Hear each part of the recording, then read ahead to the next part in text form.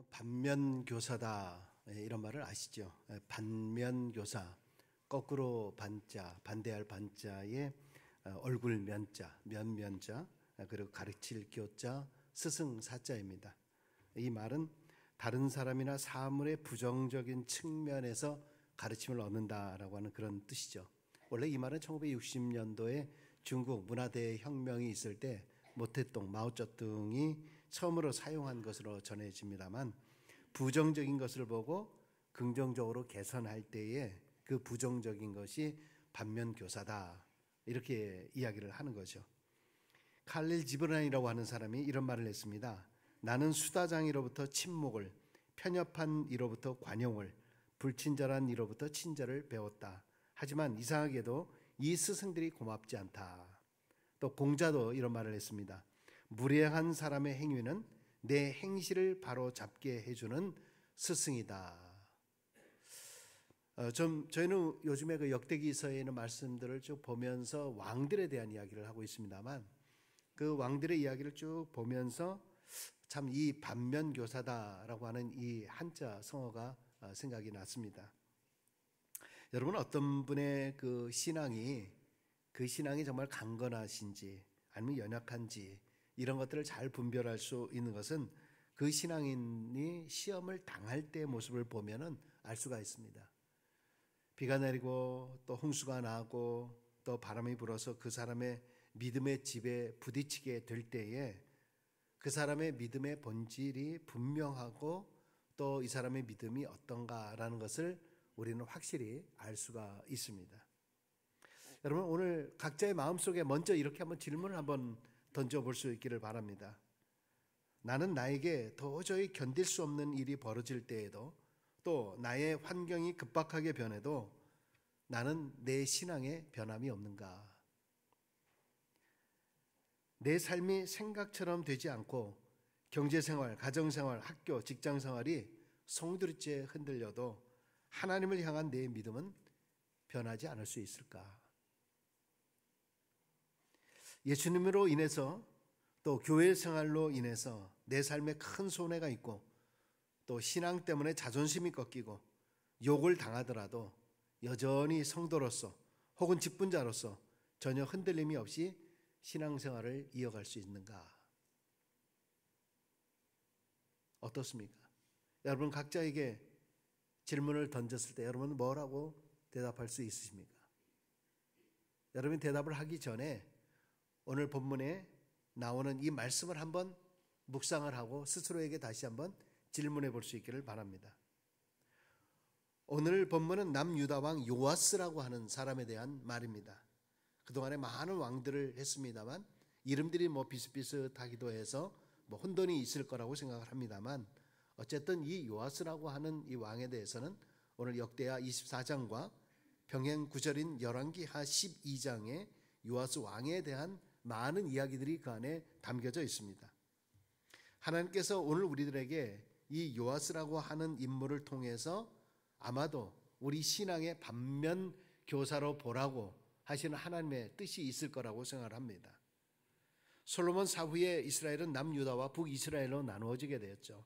남유다는 북이스라엘보다는 그래도 신앙적으로나 혈통적으로 좀 정통성을 가지고 있었습니다. 그것은 다윗의 혈통에서 왕들이 나타났기 때문입니다. 그래서인지 북이스라엘보다는 그래도 선한 왕들이 종종 나타났습니다. 자, 그런데 이런 남유다에 커다란 위기가 닥쳤습니다. 그 원인은 우상을 심하게 섬기던 북이스라엘의 아합 왕의 딸이 남유다로 시집을 오게 된 겁니다. 결혼 동맹, 정략적 결혼이 있게 되었던 거죠. 그런데 그녀의 이름은 아달랴였습니다. 그녀는 자신의 아들 아하시아가 갑자기 죽어버렸습니다. 그러니까 스스로 왕이 되었는데, 왕이 된 건 좋은데 그녀가 왕이 되면서 유다 왕의 모든 혈통들을 다 죽여버린 겁니다. 그런데 이때 그 왕족의 혈통 중에 구사일생으로 목숨을 구한 아기가 오늘 본문에 나온 요아스입니다. 이 일을 주도한 사람이 당시의 대제사장 여호야다였습니다. 제사장 여호야다는 젖먹이 이 요아스를 성전에 숨기고 하나님의 말씀으로 잘 양육을 했습니다. 요아스가 7살이 되던 해에 사단의 도구인 이 아달랴를 제거하고 요아스를 왕 위에 세우게 됩니다. 요아스 왕은 이렇게 성전에서 숨겨져 자란 왕이었고 대제사장 여호야다의 가르침을 받고 자란 그런 왕이었습니다. 그래서 유다 백성들은 이런 요아스에게 많은 기대를 걸었습니다. 실제 그는 왕이 되어서 하나님 보시기에 정직한 길을 행했다, 이렇게 성경은 기록하고 있습니다. 자, 그런데 문제는 언젠가부터 이 왕이 변하기 시작했다라고 하는 그 이야기입니다. 변하기 시작하면서 악행을 자행을 하고 하나님을 떠나고 모두의 기대를 저버리게 된 겁니다. 도대체 왜 이렇게 되고 만 것인가? 이것에 대해서 성경은 이렇게 기록을 하고 있습니다. 먼저 요아스가 24장 우리 읽지는 않았습니다만 2절에 있는 말씀부터 한번 같이 한번 읽어보겠습니다. 2절, 제사장 여호야다가 세상에 사는 모든 날에 요아스가 여호와 보시기에 정직하게 행하였다. 자, 세상에 사는 모든 날, 누가? 제사장 여호야다가 이때는 정직하게 행했다는 거죠. 자, 그런데 17절과 18절을 봅니다. 17절, 18절. 여호야다가 죽은 후에 유다 방백들이 와서 왕에게 전하매 왕이 그들의 말을 듣고 그의 조상들의 하나님 여호와의 전을 버리고 아세라 목상과 우상을 섬겼으므로. 자, 처음에 요아스는 제사장 여호야다의 교훈을 듣는 동안에는 믿음 안에서 그래도 바로 섰습니다. 그러나 대제사장 여호야다가 죽자 그 이후부터 변질되기 시작을 한 거죠. 하나님의 말씀보다는 사람들의 말을 더 듣기 시작을 했고, 그러자 요아스는 그만 타락과 배교의 길로 빠지고 말게 된 것입니다. 성경, 우리가 같이 읽었던 이 성경의 본문은 바로 그 이후에 요아스가 어떻게 변질이 되고 있는가, 이것을 말씀해 주고 있는 내용들입니다. 그래서 오늘 본문의 내용들을 하나씩 보기를 원합니다. 19절에 있는 말씀 한번 또 보겠습니다. 19절. 그러나 여호와께서 그들에게 선자를 보내사 다시 여호와에게로 돌아오게 하려 하심에 선자들이 그들에게 경고하였으나 듣지 아니하니라. 하나님을 사랑하는 마음으로 요아스에게 선자를 보냅니다. 그러나 이미 마음이 굳어져 버린, 이미 강팍해진 이 요아스는 하나님의 말씀을 듣지 않는 거죠. 교만해진 요아스는 하나님의 경고에 귀를 기울이지 않습니다. 그래서 마침내 하나님은 대제사장 여호야다의 아들 스가랴를 보내게 됩니다. 대제사장 여호야다가 누구였죠? 바로 요아스의 생명의 은인이었던 겁니다. 하나님께서는 바로 그 아들 스가랴를 요아스에게 보내는 거죠.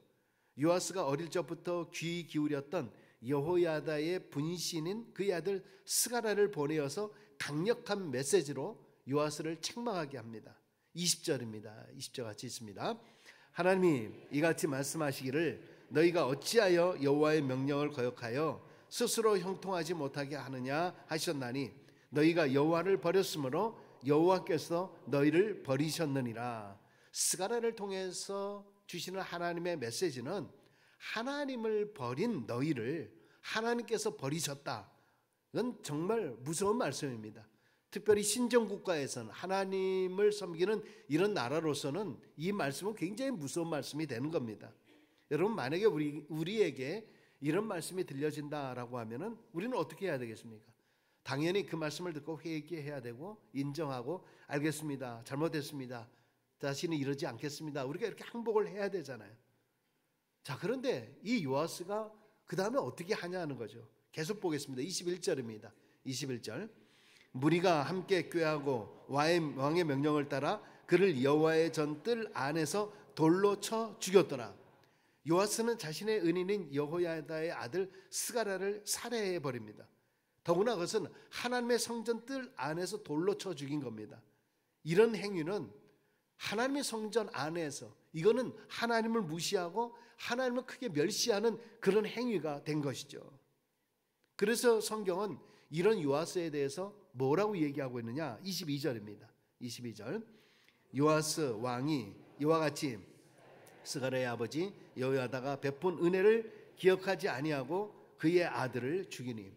요아스는 자신의 목숨을 살려주었고 자신을 왕위에 오르게 해주었던 이 대제사장 여호야다의 은혜를 잊어버린 거예요. 은혜를 잊어버리니까 결국 이것은 여호야다를 그의 옆에 있게 해주신 하나님까지도 잊어버린 것과 동일하다는 거죠. 자, 이렇게 은혜를 저버린 자, 타락한 요아스에게 어떤 일이 일어나게 되었는가? 결국 심판에 처해지게 된 거예요. 23절 보겠습니다. 23절.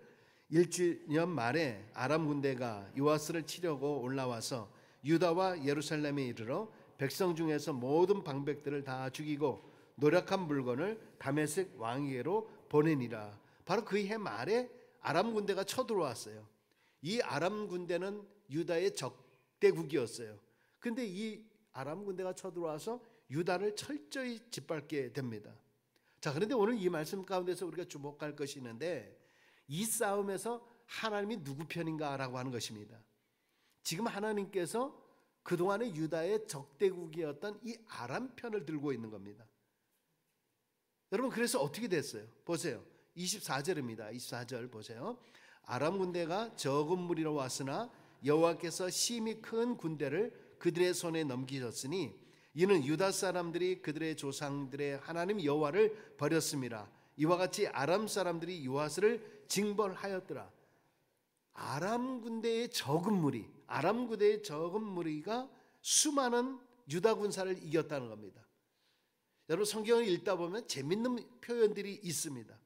여러분 아시다시피 그동안에 제가 말씀을 드렸던 것처럼 지금까지는 유다가 다 적었어요. 그래서 큰 무리들이 지금 우리를 침범해 옵니다. 큰 문제들이 우리를 쳐들어옵니다. 나는 어쩔 수 없이 어떻게 할 수가 없습니다. 지금까지 그렇게 해왔잖아요. 지금까지는 유다가 작았는데 다 큰 무리, 그래서 큰 대적들과 싸웠잖아요. 근데 그것이 유다의 힘으로 이긴 것이 아니었죠. 다 하나님이 하신 것이었어요. 하나님이 유다 편이었어요. 여러분, 근데 지금은 정반대 상황이 된 거예요. 여러분, 여기서 우리가 뭘 봐야 되느냐, 뭘 깨달아야 되는가? 이 말씀을 통해서 우리는 신앙인이라 하더라도 하나님의 뜻을 저버릴 때 내 편이던 하나님께서 오히려 나의 대적들에게 힘을 실어서 거꾸로 나를 칠 수도 있다는 거예요. 여러분, 이 말을 다시 바꿔서 이야기하면은 오늘 나에게 닥치는 큰 문제들이 나의 죄 때문일 수도 있다는 거예요.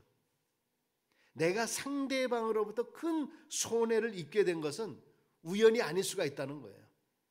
하나님께서 그 사람을 통해서 나를 치는 거 있을 수도 있다는 거예요. 하나님의 자녀된 내가 하나님을 무시하고 하나님의 뜻을 버리고 내 마음대로 내 뜻과 지혜대로 함부로 행하다가 큰 낭패에 처할 수 있다라고 하는 말씀이죠.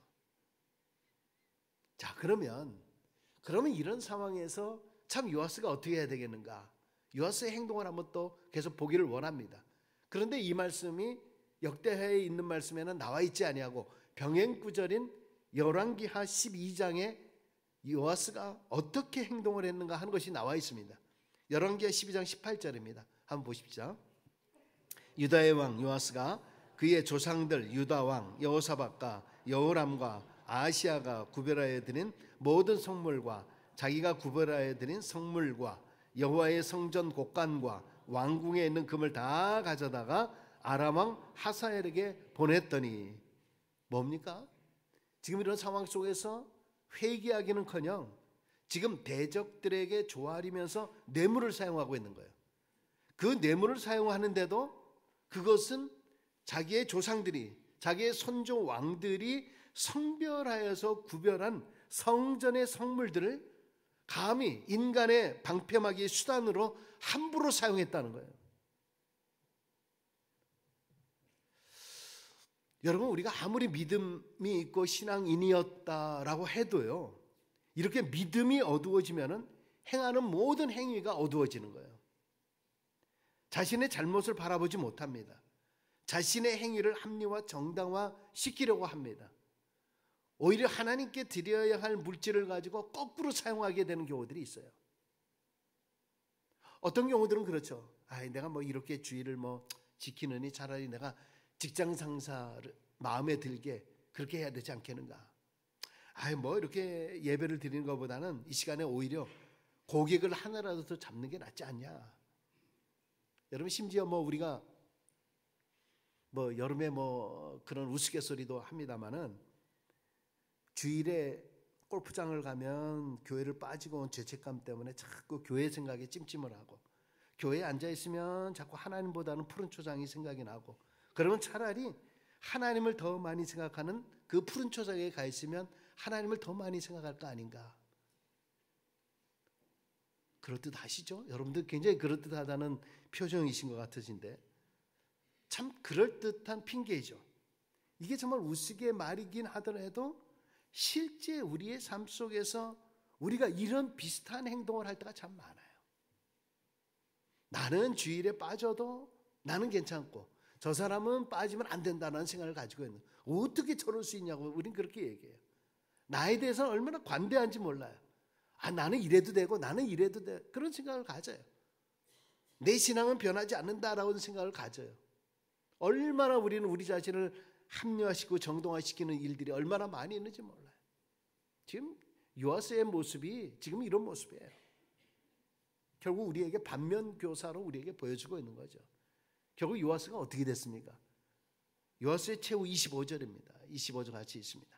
요아스가 크게 부상함에 적군이 그를 버리고 간 후에 그의 신하들이 제사장 여호야다의 아들들의 피로 말미암아 반역하여 그를 그의 침상에서 쳐 죽인지라. 그가 전쟁터에 나가서 부상을 입고 그만 자신의 침상에서 신복들에게 살해당하는 겁니다. 요아스는 하나님에게도 버림을 받게 됐고 여호야다의 아들 스가랴를 죽인 죄로 자신의 신복들, 그 신복들이 뭡니까? 그들이 여태껏 하나님을 반역하라고 하나님에 대해서 잘못 얘기했던 그런 사람들 아닙니까? 오히려 뻔뻔한 그 사람들에 의해서, 신복들에 의해서 배신을 당하는 거예요. 비참한 최후의 모습으로 인생을 마치게 되는 거예요. 여러분, 요아스의 모습, 초창기의 모습은 어떠했습니까? 그가 믿음 안에서 나름대로 살았다. 정직하게 하나님의 길을 행했다. 그런데 영적인 스승 여호야다가 죽음 후에 걷잡을 수 없는 변질과 타락이 시작이 된 거예요. 그 원인이 뭔가요? 하나님의 말씀보다는 사람들의 말에 귀를 더 기울였기 때문이죠. 여러분, 때로 환경의 변화가 우리의 신앙을 흔들 수가 있습니다. 어려운 문제 앞에 서 보아야 우리가 진짜 신앙을 알 수 있다는 거죠. 여러분, 그런데 요아스 왕은 제사장 여호야다가 죽은 후부터 신앙이 흔들렸다. 여러분, 지금 이거는 무엇을 우리에게 얘기하고 있는 걸까요? 요아스가 지금까지 자기가 정직한 길을 행했다, 합당한 길을, 하나님 보시기에 합당한 길을 행했다라고 하는 그러한 모든 행위는 사실은 자기의 신앙으로 행한 게 아니라는 거예요. 자기의 신앙이 아니라 여호야다의 신앙으로, 실제 그의 신앙의 모습은 무늬만 신앙인이었다는 거예요. 여러분, 사실 우리도 그럴 때가 얼마나 많이 있습니까? 현재 나의 신앙이 내 부모님의 신앙이지 내 신앙이 아닌 경우가 많아요. 지금 내 신앙이 내 아내의 신앙이지 내 신앙이 아니에요. 지금 내 신앙이 내 남편의 신앙이지 지금 내 신앙이 아닌, 본인의 신앙이 아닌 거예요. 바로 여기에서 문제가 발생을 하는 거예요. 자신을 인도하는 멘토 같은 신앙의 사람이 있어도 사람에게 너무 기대다 보면은 언제가 실망하고 시험에 들 수가 있어요. 자기 신앙이 없으면 다 넘어지게 돼요. 자기 신앙에 힘이 없기 때문에 우린 순간적으로 모든 것에 넘어지고 문제 앞에서 어쩔 줄 모르는 거죠. 신앙적인 행위를 전혀 보여주지 못하는 거예요. 여러분, 이런 생각을 해보신 적 있으십니까? 지금 현재까지 내가 신앙생활을 하면서 혹시 신앙생활을 한다라고 하면서 너무 성적에 연연하고 있는 것 아닌가라고 하는 것입니다. 무슨 말이냐 하면은 신앙의 성적이라는 말과 신앙의 실력이라고 하는 말에는 큰 차이가 있어요. 근데 우리는 가만히 보면은 성적에 너무 치중하는 경향들이 있습니다. 오죽하면 우리 한국 사람들은 성적이 좋은데 막상 실력은 전혀 없다, 이런 말을 많이 하지 않습니까? 여러분, 실제 우리가 캐나다 땅에 이런 데 오면은 ESL을 갑니다. ESL 가서 항상 테스트 하지 않습니까? 테스트 하면은 점수는, 성적은 굉장히 높아요. 근데 신기하게도 선생님들이 하는 말이, 얘는 왜 이렇게 말을 못하냐? 성적은 좋은데 실력이 없다는 거 아니에요, 실력이. 그래서 창피하니까 어떻게 합니까? 영문과 나왔는데도 구태여 자기는 국문과 나왔다고 그렇게 얘기하시죠. 엊그저께 그 탈북 엘리트라고 하는 분이 글을 쓴 거를 제가 봤는데 그분이 그러더라고요. 북한에 있는 사람들이 특별히 어디 유학도 안 가고 어디 가는데 그렇게 영어를 잘한다는 거예요. 발음도 좋고 영국식으로 이렇게 발음하는데 그렇게 잘한다는 거예요. 그 이유에 대해서 얘기를 했는데 북한은 회화 위주로 스파르트식 그런 교육을 한대요. 그러니까 어떤 식으로 하냐? 그러니까 영화를 보고 영화를 몽땅 외우도록 한대요. 무섭죠? 그래서 그 영화에 나오는 그 발음, 행동 이런 거 가지고 다 응용을 하면서 문법 이런 게 아니라 하는데 남한을 내려와 보니까 사람들이 성적들 토플이니 토익이니 뭐 성적들은 굉장히 좋은데 한마디 말을 못 한다는 거예요. 성적은 좋은데 실력이 없다는 거예요. 윤리 성적은 좋은데 사기를 참 잘 쳐요. 역사 점수는 좋은데 역사 의식이 없어요. 입으로 얘기하는 거는 신학자인데 삶은 전혀 신앙적이 아니라 세속에 빠져 있는 거죠. 이건 한마디로 성적은 좋은데 정작 실력은 없는 거죠. 여러분 실력이라고 하는 말이 뭔가요? 실력. 실력이라고 하는 말이 실제의 능력이다라는 그런 뜻 아닙니까? 실제 행할 수 있는 힘이라는 거예요. 실생활에서 적용할 수 있는 그 힘, 이것이 실력이잖아요. 여러분들 신앙의 성적이 뭔가요? 신앙의 성적 내세우는 게 뭔가요? 우리 집은 뭐 4대째 신앙, 우리는 5대째 신앙. 나는 교회 출석을 나는 거의 한 번도 안 빠졌다.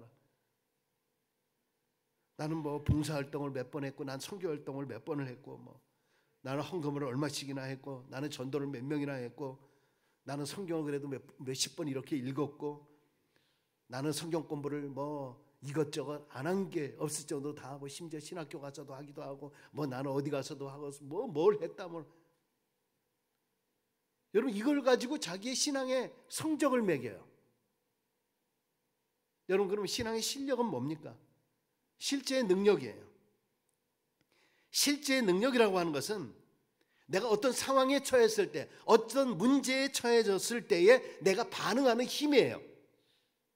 실제 하나님의 능력을 의지하고 체험하는 것, 내가 배운 말씀을 나의 현재의 삶 속에서, 삶의 현장 속에서 내가 얼마나 반영하고 있는가라고 하는 거예요.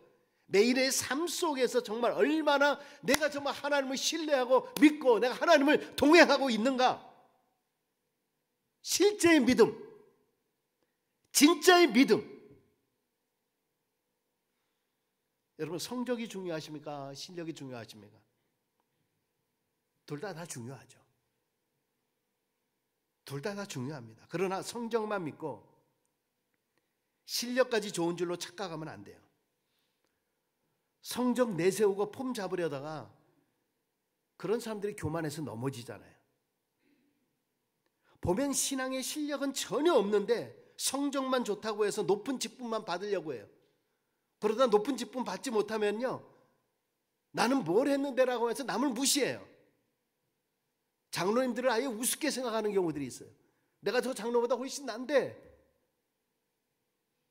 교만해요. 교만에 빠지게 돼요. 성적 내세워요. 또 반대로 어떤 분들은 내가 높은 직분을 맡으면은 자기가 실력까지 좋은 줄로 착각을 해요. 그래서 더 이상 가르침을 받으려고 하지 않아요. 그러니까 자꾸 어깨에 힘이 들어가는 거죠. 가만히 보면 성적이 좋지 않을 때는요, 겸손해요. 그래도 처음에 요아스는 어리고 힘이 없고, 그러니까 여호야다만 믿고 순종하면서 하나님을 잘 따른 거예요. 그게 자기 성적인 줄 알았어요. 그런데 여호야다가 죽자 자기의 성적, 실은 자기의 실력도 자기의 성적도 아니었던 거예요. 지금까지 정직하게 행했던 것은 다 여호야다의 실력이었던 거예요. 근데 자기 성적, 자기 실력인 줄 알고 착각하다가 결국 하나님을 무시하잖아요. 하나님의 말씀을 듣지 아니하고 사람의 말만 들어요. 그래서 전쟁에 참패하고 배신당하고 마침내 죽임을 당하고 만 거예요. 여러분, 신앙의 성적을 무시하라고 하는 말은 아니죠. 당연히 우리가 신앙인이 되었으면 신앙의 성적을 잘 우리는 키우고 세워야 됩니다. 그러나 현실의 삶 속에서는 성적보다 더 중요한 것은 실력이에요. 그런데 신앙의 실력은 성적에서 나오는 것이 아니라 내가 믿는 하나님께로부터 나오는 거예요. 그래서 신앙은 성적순이 아니에요. 실력이 더 중요한 거예요. 그 실력은 내가 얼마나 하나님을 더 신뢰하는가라고 하는 굳건한 믿음인 거예요.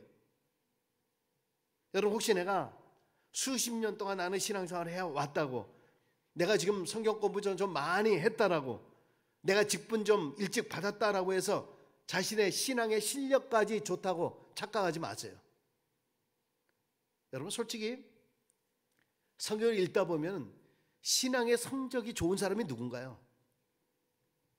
신앙의 성적을 말하자면요, 바리새인, 서기관, 제사장들, 그들이 최고였잖아요. 그들이 성적 최우수자들이에요. 그들이 이상 행한 사람이 어디에 있습니까? 누가복음 18장에 보면 바리새인이 그렇게 기도했잖아요. 오 하나님, 나는 저 세리와 같지 않게 나는 토색하거나 불의하거나 간음하지도 않았습니다. 나는 일주일에 2번씩 이상 금식합니다. 나는 소득의 11조를 드립니다. 나는 이렇습니다. 자기의 성적 자랑하잖아요. 기도하면서 자기의 성적 자랑해요. 그런데 예수님께서 이렇게 이 땅에 오셔서 성적 최우수자인 그들을 향해서 뭐라 그랬어요? 회칠한 무덤 같은 자들아, 화이트젠저 외식하는 자들아. 여러분, 왜 그렇게 말씀하셨을까요? 왜 성적 우수자들에게 그렇게 얘기했을까요? 그런 성적 자랑하지 말라는 거예요. 그런 외식하지 말라는 거예요. 그런 가짜 신앙, 그런 외식적인 신앙, 형식적인 신앙, 남에게 보이기 위한 신앙, 그것 말고 너 진짜 신앙의 실력 보여달라는 거예요.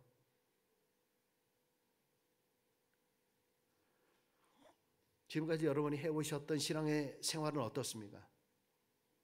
지금 수십 년, 30년, 40년 신앙생활 해오셨습니까? 모태신앙이셨습니까? 교회에서 귀한 직분 받으셨습니까? 교회에서 남들보다 더 많이 하는 수많은 성경 공부하셔서 아는 것이 많으십니까? 그래서 사람들이 대단하다고 해서 이렇게 알아주십니까? 지금 혹시 교회 생활하면서 지금 내 성적 자랑하고 계신 건 아니신가요? 실력은 정말 깡통인데, 실력은 정말 깡통인데 성적만 내세우고 있는 거 아니에요? 여러분, 우리는 장차 하나님 앞에 갈 때 이런 성적으로 가지 않아요. 마지막 심판 때 주님께서 상을 주시는데 그 기준이 뭐냐 하면 그가 행한 대로 갚아주리라. 계시록 22장 12절에 그렇게 말씀하고 있어요. 그가 행한 대로 갚아주리라고 하는 말씀이 무슨 말입니까? 성적순이 아니라는 거예요. 그가 믿음으로, 어떤 문제 앞에서 그가 믿음으로 대처한 그 모습, 어떤 상황 속에서도 하나님을 신뢰하고 하나님을 믿고자 하는, 하나님을 붙잡고자 하는 그 실력으로 상을 주겠다는 거예요. 할렐루야. 여러분, 진짜 신앙인은요, 그렇기 때문에 성적 자랑 안 해요. 자기 성적 내세우지 않아요. 문제 앞에서 성적보다 중요한 것이 바로 신앙의 실력입니다. 정작 신앙의 실력이 없으니 문제 앞에서 다 넘어지고 좌절하고 일어나지 못해요. 그래서 하나님 앞에 기도한다라고 하면서 성적 타령해요. 하나님 내가 지금까지 내가 교회를 위해서 얼마나 일했습니까? 하나님, 내가 지금 하나님 나라를 위해서 내가 얼마나 했습니까? 하나님, 내가 이런 것도 하고 저런 것도 하고 내가 이렇게 했는데 하나님 왜 나에게 이렇게 합니까? 하나님 앞에 공로 자랑하잖아요. 하나님 앞에 성적 자랑하잖아요. 그걸 하나님을 원망하고 하나님을 따지는 거예요. 형편없는 신앙의 실력이죠. 성적이라고 하는 것은 남에게 보이면서 자랑하고 뽐낼 수 있지만 신앙의 실력이라고 하는 것은 뽐내거나 자랑하는 거 아니에요. 신앙의 실력은 남에게 보이기 위한 것이 아니라 자기에게 적용하는 거예요. 그래서 내가 하나님의 능력을 의지하는 거예요. 그래서 우리는 결코 상황에 무너지지 않아요. 믿음의 항상성, 지난주 말씀드린 대로 믿음의 항상성이 내 안에 있는 거죠. 그게 실력이에요. 무너지지 않아요. 흔들리지 않아요. 기죽지 않아요. 당당해요. 담대합니다.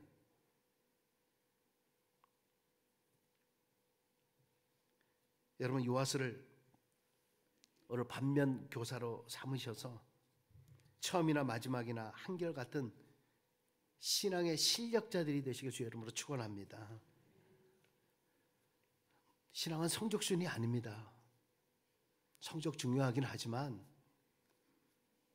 성적 자랑하지 마시고 성적 내세우지 마시고요. 정말 실력 있는 신앙인들이 되시길 주의 이름으로 간절히 축원합니다.